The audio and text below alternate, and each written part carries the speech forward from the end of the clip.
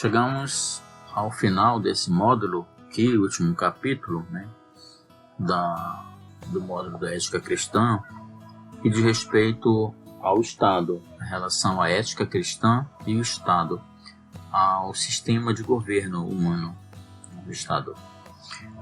Não é que o Estado do Pará, é Estado, ao regime, ao governo estabelecido onde nós, na nossa sociedade, nós estamos inseridos.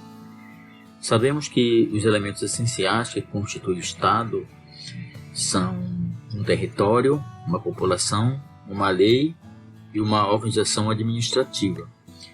Então, em definição, o Estado é uma sociedade humana organizada que submete ao mando e à orientação de um poder central com a finalidade de estabelecer o bem próprio de cada um, ao mesmo tempo que busca o bem geral.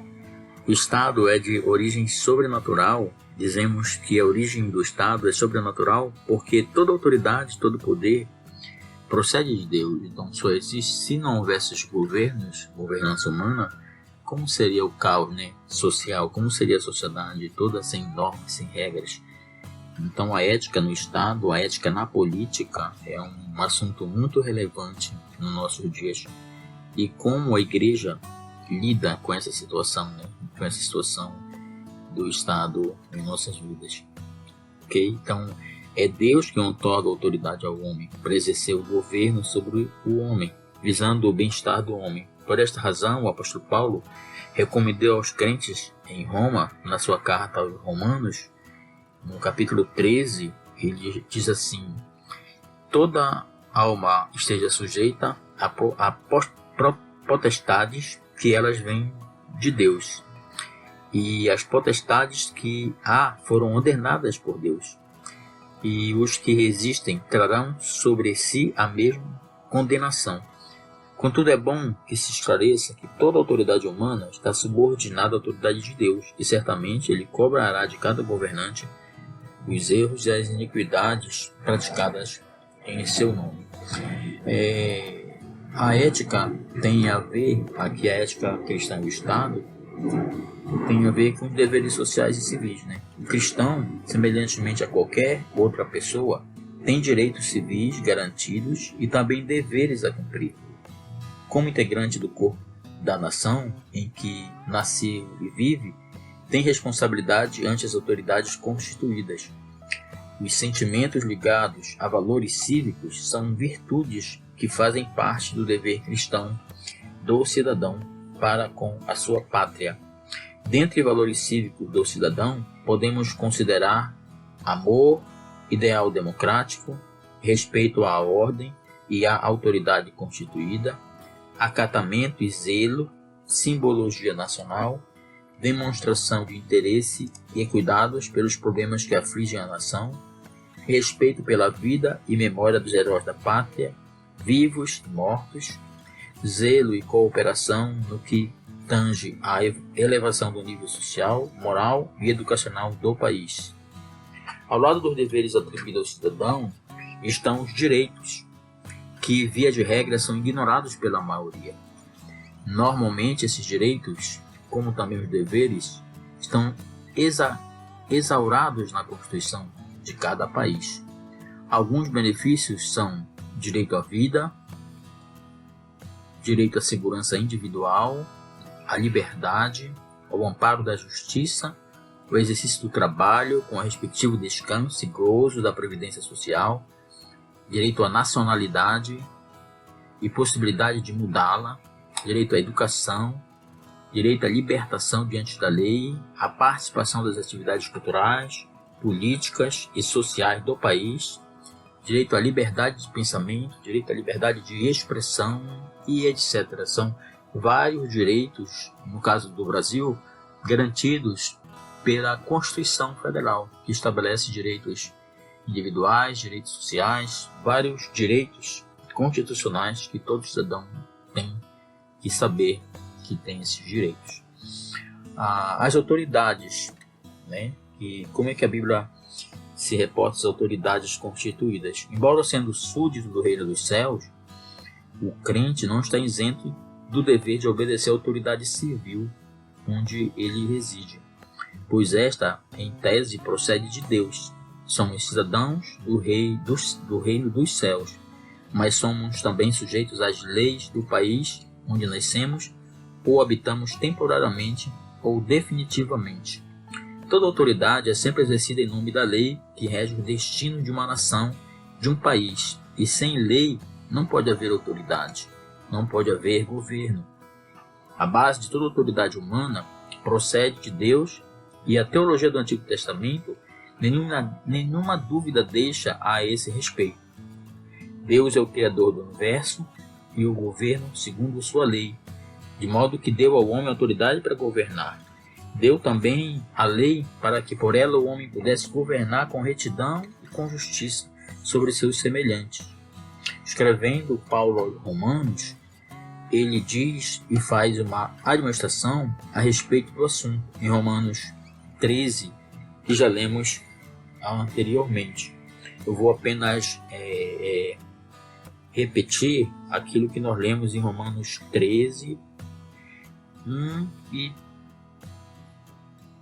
e 2. Romanos, deixa eu ver aqui.